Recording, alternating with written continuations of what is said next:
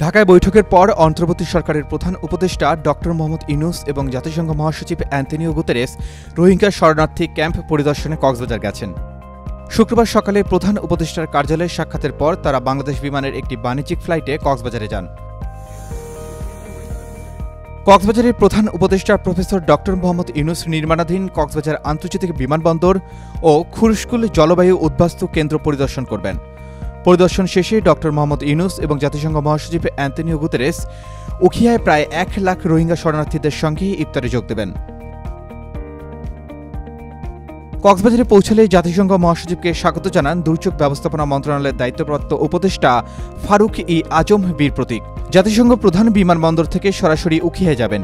সেখানে তিনি Rohingya learning centre, রোহিঙ্গাদের সাংস্কৃতিক কেন্দ্র ও পাটজাত পণ্যের উৎপাদন কেন্দ্র পরিদর্শন করবেন। পরিদর্শন ও ইফতার শেষে প্রধান উপদেষ্টা ও জাতিসংঘ মহাসচিব একসঙ্গে সন্ধ্যায় ঢাকায় ফিরবেন।